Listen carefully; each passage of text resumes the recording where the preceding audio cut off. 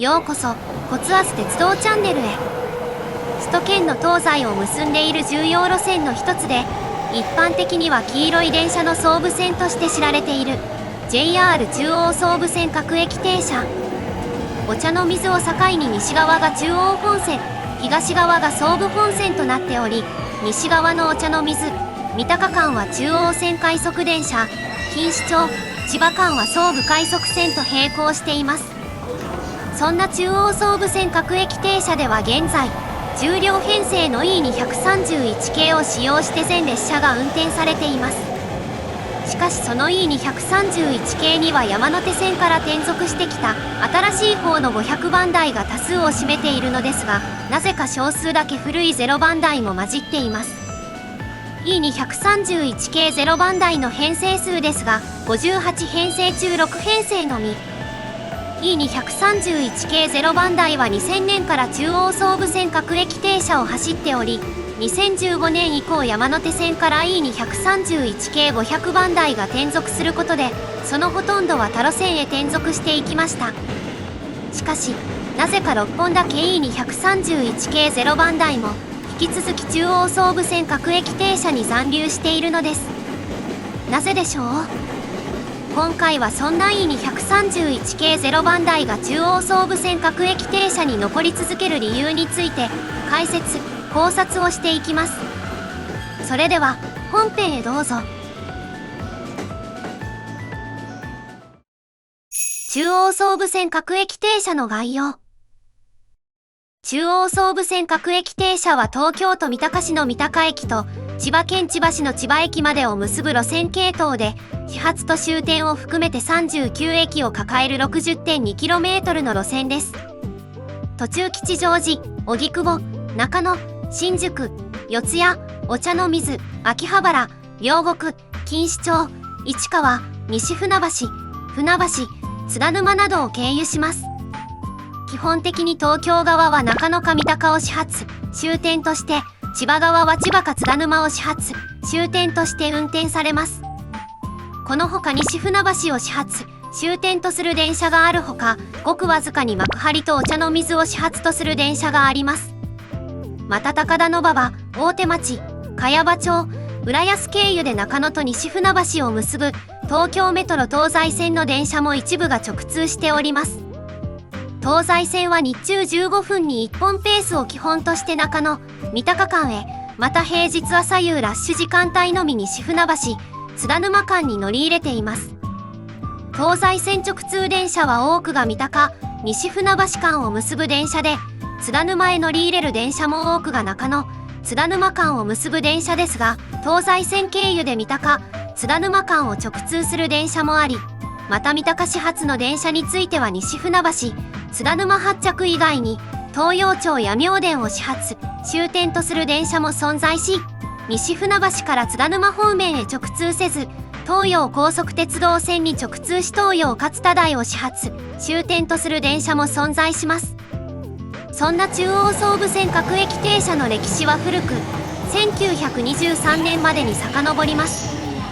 当時は現在の両国駅を発着する総武線の電車でしたが、これを関東大震災復興の際にお茶の水まで高架で伸ばした上で、お茶の水、中野間を線増ししたことに始まります。両国、お茶の水間の高架線と、お茶の水、中野間の複々線化は1932年に完成しました。ただし当時は東京からの中央線が中野まで各駅に停車しており、総武線側から来る電車は飯田橋で折り返し運転を行っていました。それも平日ダイヤでは1959年から、休日ダイヤでは1966年から総武線の列車も中野まで運転されるようになりました。その後高度経済成長による郊外からの旅客需要増加と都市部の慢性的な交通渋滞解消を目指して国鉄は通勤後方面作戦という大規模な輸送力増強作戦を展開。この時中央線、総武線、東北線、常磐線、東海道線の5方面で線路の立体化や線路の増加などを実施し、また系統分離運転も進めて輸送力増強を図りました。中央線では中野、立川間の複々線化、立体化が計画され、1966年には荻窪まで、1969年には三鷹まで複々線と高架化が完成。総武線側では1972年に東京錦糸町間において総武トンネル区間の地下線が開業したと同時に、錦糸町津田沼間が複々線化されており、1981年にこの複々線は千葉まで延長されています。この時に東京横須賀線方面からの総武快速線と三鷹新宿方面からの各駅停車という形に分離されています。ちなみに中央線側の複々線を立川まで伸ばす計画は用地取得問題などもあり、現在事実上の頓挫状態。それを示すかのように、かつては三鷹より先まで直通し、武蔵小金井立川方面まで走る中央総武線各駅停車の電車もありましたが、こちらは中央線快速電車のグリーン車連結工事などにより2020年3月のダイヤ改正をもって廃止されています。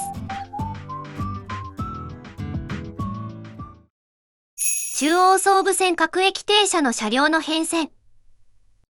中央総武線各駅停車の車両についてですが、1963年に山手線に103系が導入された際に、それまで使用していた101系が全て転属してきました。その際に山手線で使用したカナリアイエロー塗装をそのまま流用して中央総武線各駅停車の運用に入ったのです。これ以降、黄色い電車というイメージが沿線に定着していき、以降に導入される車両もこのカラーが踏襲されました。ちなみに当初の101系のカラーリングから中央線の快速電車もオレンジ色の電車というイメージにて沿線に定着しております。現在はオレンジ色の中央線快速電車を中央線、黄色い各駅停車を中央線区間含めて総武線とすることが多く、黄色い電車は総武線というイメージが定着しております。なお当チャンネルではこの路線系統について普段であれば単に総武線と呼称しているところですが、本動画に限っては中央総武線各駅停車の呼称で統一させていただきます。中央総武線各駅停車の101系ですが、1963年の導入から長年主力として使用されており、国鉄が爆発した後の1988年まで25年もの間使用されました。その後1979年に103系、1982年に201系が導入され、1989年には少数ながら205系も導入されました。205系は1988年に発生した東中野駅での列車追突事故により、103系と201系が1編成ずつ廃車となってしまい、その車両不足を補うために導入されたものです。当初導入された205系は埼京線用に製造が予定されたものを、カラーリングを変えて急遽導入したものです。この時に導入された2編成は1990年5月と1996年12月に1編成ずつ本来の配置先である埼京線へ転出しましたが、1993年に201系2編成を中央線の快速電車へ転用しつつ、1編成増加を図るため南武線と京浜東北線から計3編成が転用され、この3編成は2001年まで運用されていました。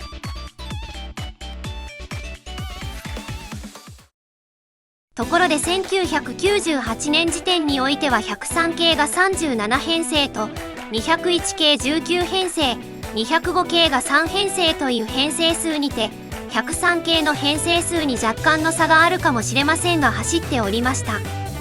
しかし特に103系の老朽化が目立ちつつあり、運行に支障をきたす故障が多くなってしまいました。もともと次世代型電車の E231 系を導入する予定でしたが、これが原因で1998年から2000年3月にかけて急遽一部の103系取り替えを目的に209系500番台を17編成投入。次世代型電車 E231 系の試作車として作られた209系950番台も1999年3月から平常運転を開始しました。そして209系950番台での試験がある程度終了した後の2000年2月から順次その量産車である E231 系が登場し、中央総武線各駅停車では2000年3月から営業をスタート。この時単純に103系を置き換えるだけではなく、201系と205系もこの時に幅広車両への統一を目的に、全て中央総武線各駅停車を追い出されて他路線へ転出しています。また103系も大部分はそのまま廃車されていますが、ごく一部は武蔵野線など他路線へ転出しており、その中には2005年に JR 西日本へ譲渡された編成も含まれます。ちなみに201系は青梅線、五日市線と京葉線へ転用され、205系は1本が10両編成のまま京葉線へ、2本は8両編成か、スカイロ改造をして武蔵野線へ転属し、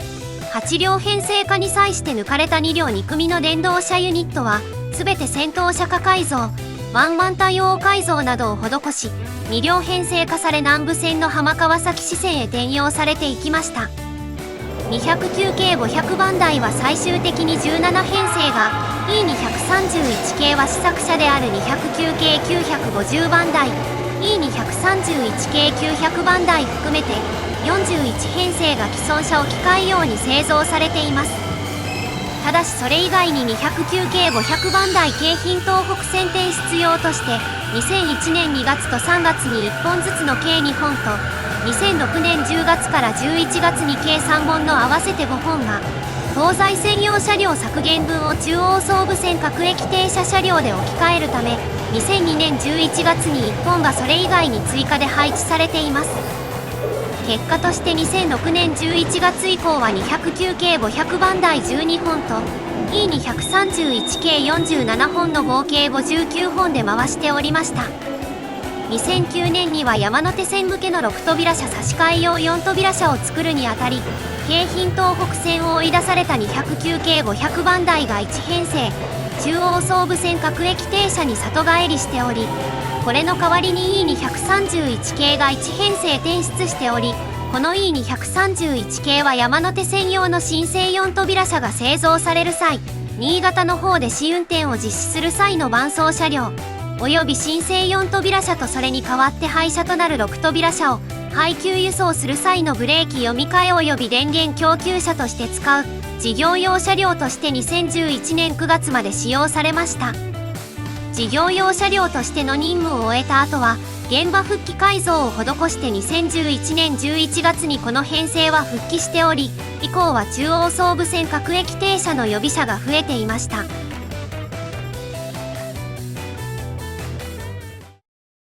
その後2015年から山手線へ新型車両の電子レンジ君が導入され、電子レンジ君導入によって山手線を去った E231 系500番台は全て中央総武線各駅停車へ転属しました。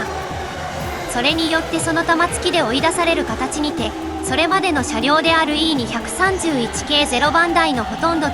209系500番台の全数は他路線へ転用されています。中央総武線各駅停車を追い出された既存車の行方ですが、E231 系0番台の多くは2号車と5号車の2両を抜き取った上で8両編成へ短縮されて武蔵野線へ転用されました。46編成いた E231 系0番台のうちの32編成は上記の通りですが、残り14編成のうち6編成については2号車から7号車の6両を抜き取って8号線へ3000番台として転用。また上の東京ラインの開業に合わせて残り8編成のうち2編成は常磐線へ転属しています。常磐線へ転属した2編成は5号車の6扉車を引っこ抜き、それを他の編成から捻出された4扉車へ差し替え、引き続き10両編成となって走っています。この時4扉車供出のために2両と6扉車を引っこ抜き、1編成が暫定的に7両編成とされておりました。この7両編成も後に他の編成から余った1両をもらって武蔵野線へ転用されています。ちなみに常磐線へ転属した2編成のうちの1編成も後に4号車と9号車の2両を抜いて8両編成へされて武蔵野線へ再度転属をしております。また209系500番台については13編成中5編成が2号車から7号車の6両を抜き取り3500番台として8号線へ、残り8編成は6号車と7号車を抜き取って武蔵野線へ転用。試作車である E231 系900番台ビツ B901 編成も5号車と6号車を抜き取って8両編成へ短縮してヘヨ MU1 編成として武蔵野線へ転用されました。ここまでで合計54編成が他線区へ転属していったのですが、残りの E231 系0番台6本はどうなったのかというと、なんと中央総武線各駅停車へ残留することになったのです。一体なぜでしょうか？なぜ中央総武線各駅停車に旧型の E231 系0番台が残っている？ここまで述べたように、現在の中央総武線各駅停車の電車は、多くが元山手線の E231 系500番台を使用して運転されています。しかし中央総武線各駅停車は山手線と比較して距離が長く、もちろんその分多くの車両を必要とする路線です。そこで引き続き中央総武線各駅停車で走るために E231 系500番台と極力性能特性、取扱性を合わせる改造をした E231 系0番台を引き続き残存させることとしたのです。ところでその時最大稼働数が56運用であったことから56編成にプラスして予備車両2編成をプラスした58編成の中央総武線各駅停車用車両を用意することになりました。このうち52編成は E231 系500番台で賄われましたが、中央総武線各駅停車より山手線の方が少ない運用数である都合上、E231 系500番台は58編成も製造されていません。その数は52編成。この52編成を中央総武線各駅停車に転属させたとしても、残り6編成が足りないということになってしまうのです。なので残りの6編成は E231 系0番台に改造を施して、引き続き中央総武線各駅停車に残留させることで賄ったということです。ところで先ほどこの残留した E231 系0番台について、極力 E231 系500番台に合わせる改造をしたと述べました。この E231 系500番台に合わせる改造というのはどういうことなのでしょうか？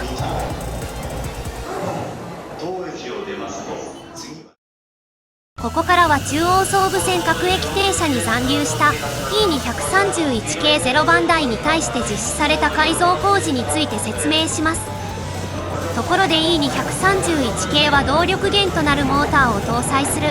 電動車と呼ばれる車両の連結が5両中2両の割合を基本としております。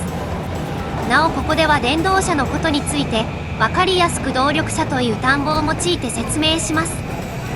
E231 系0番台は中央総武線各駅停車向けでも常磐線向けでも動力車比率は変わっておらず、どちらも10両編成で4両の構成が基本です。さらに中央総武線各駅停車向けの E231 系0番台は編成中の5号車に対して6扉車を連結しておりました。一方で山手線向けの E231 系500番台については加速力を上げるために11両編成の中で動力車が6両とされ、ストップ&ゴーが多く高密度な山手線の環境へ対応しました。これは中央総武線各駅停車へ転属して10両編成になっても同じで、E231 系500番台は引き続き動力車は10両中6両の構成とされました。でも E231 系0番台は10両編成中4両の動力車構成。なので引き続き中央総武線各駅停車へ残留する E231 系0番台も動力車を4両から6両へ増強した上で6扉車を外して全車4扉車の編成とすることにしたのです。ところでこの動力車ですが、モーターのない付随車と言われる車両に対して改造して動力車とすることも一応事例がないわけではございません。しかし付随車を動力車にする改造は容易でなく、改造工事に対する再設計などが必要になるほか、モーターや車両制御装置などといった重たい動力装置を装備するための補強などが必要になることもございます。それもあり E231 系0番台の動力車数増強にあたっては、武蔵野線転用車と同じように2号車と6扉車となる5号車を抜き取った上で、他の車両から動力車を2両もらってきて、その動力車2両を武蔵野線転用編成の編成構成の4号車と5号車の間に挿入するような形の10両編成とされています。加えて電子機器老朽化対策として施行された機器更新工事や2020年以降整備中のホームドア対応工事などを施行した上で、引き続き中央総武線各駅停車へ残留したのです。ところで、その動力車の供給元はどこなのかと思うでしょう。その供給元はというと、八高線へ転用された編成です。中央総武線各駅停車へ残留する編成があることに加え、その中央総武線各駅停車へ残留する編成に動力車を渡すこと、並びに E231 系の解体処分数を抑えることが理由で、11編成が転用された八高線へは全てが E231 系、また全てが209系の転用とされることなく、6編成 E231 系、5編成209系が転用されました。この時八高線へ転用された編成については、動力のない先頭車2両と動力車2両の4両編成とされており、1編成につき動力車2両と付随車4両が余剰となります。この余剰になった付随車と209系の動力車については、転用先もないため全て解体処分されているのですが、E231 系の動力車は残留編成へ組み込まれたのです。この6編成という数字がちょうど中央総武線各駅停車へ残留する編成と全く同一の数字であることは、これまで本動画を見ていればわかるでしょう。それには E231 系の解体処分数を抑えることに加えて、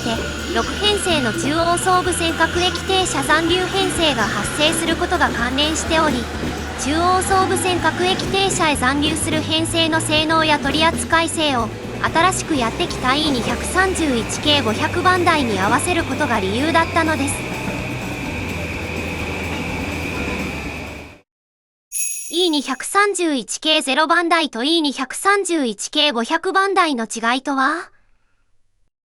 このように E231 系0番台が残った最大の理由ですが、山手線から転属してきた E231 系500番台が52編成しかなかったためです。しかし同じ E231 系でも0番台と500番台との間では、車内外のマイナーチェンジや後の改造などもあり、様々な仕様、装備などに違いが多く現れています。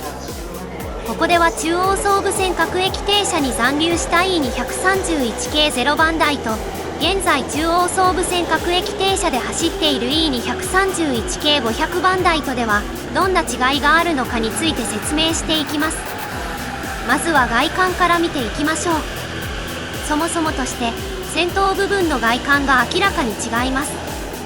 E231 系0番台はシルバーベースに対して、500番台はホワイトベースで独自のデザインとされており、フロントガラスこそ同一ながらデザインが一目で違います。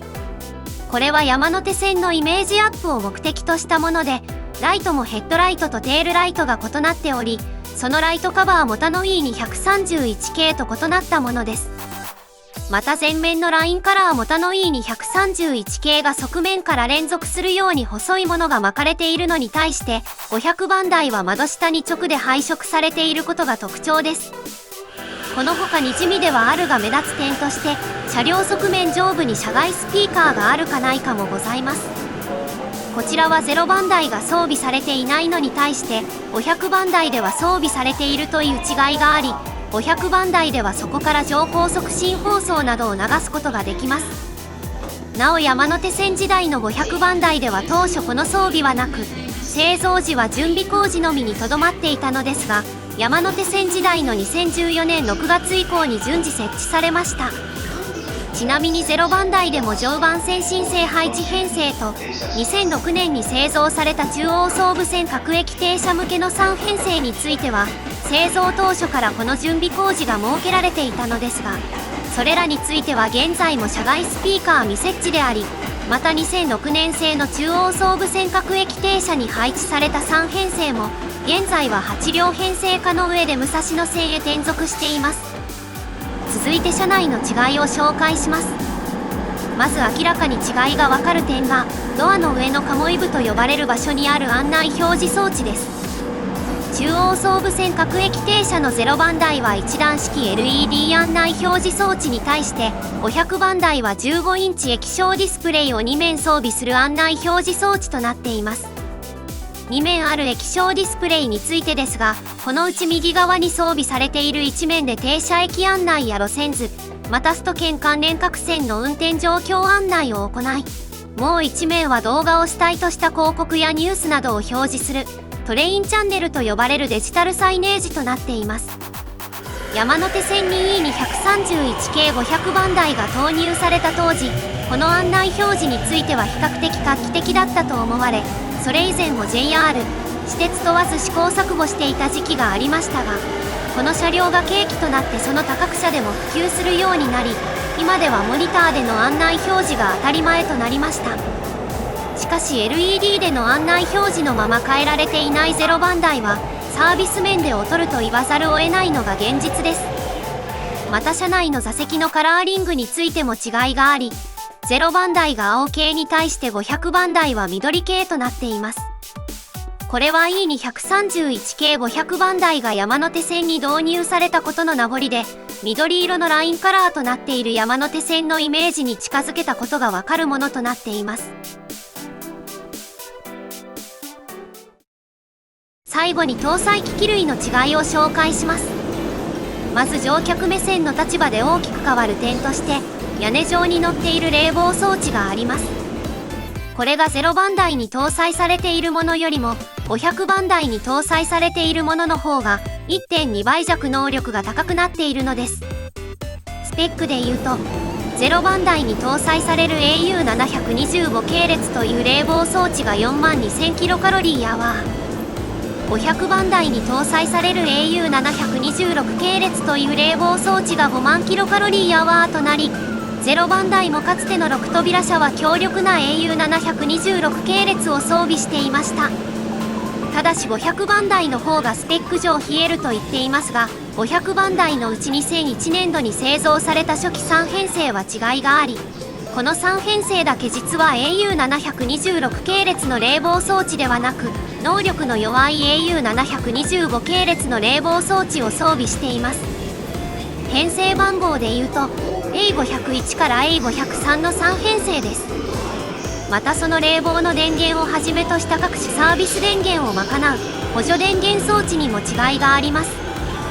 500番台においては SC61A と呼ばれる東芝製の静止型インバータを編成中3台搭載しており、これは新生時から使用しているものを継続使用しています。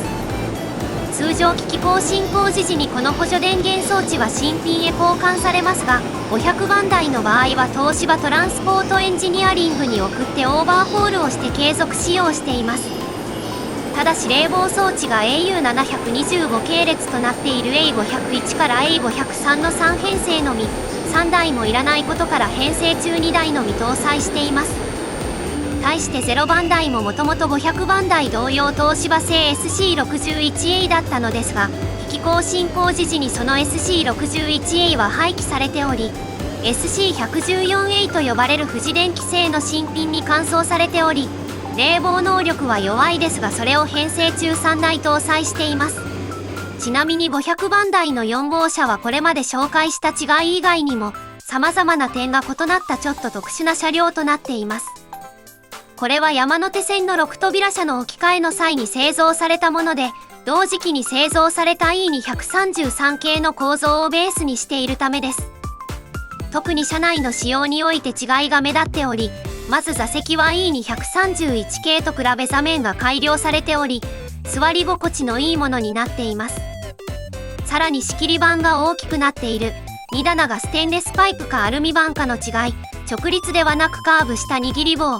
優先席部の色使いや握り棒が黄色くなっている点など、車外でも窓下の非常ドアコックの位置が若干高くなっており、それに関連して高くなったドアコックとぶつからないよう、窓下の黄色いラインカラーが若干細くなっている違いもあります。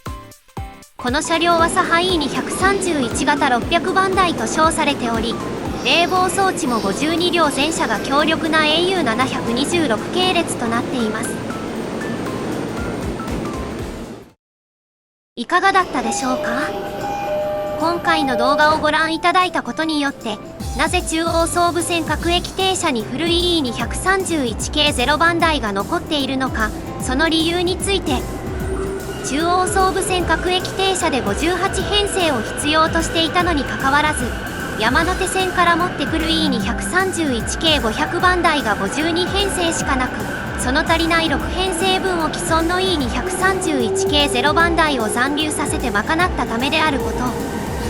中央総武線各駅停車で引き続き運用させる6編成の E231 系0番台については E231 系500番台と極力性能、取扱性を共通化した上で6扉車を抜いてオール4扉車とする改造をしていること。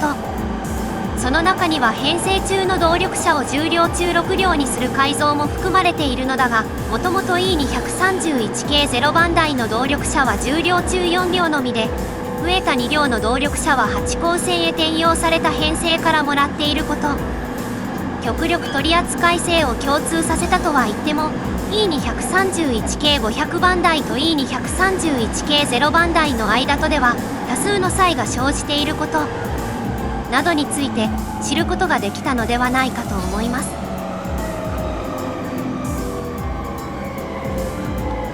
この動画が参考になったと思った方は、ぜひ評価ボタン、コメントをお願いします。またコツアズ鉄道チャンネルでは、鉄道など交通に関する様々な疑問や気になる事柄などを動画にして解説形式でまとめています。チャンネル登録をしていただくと最新の動画がいち早くご覧できますので、ぜひよろしくお願いします。それでは、ご視聴ありがとうございました。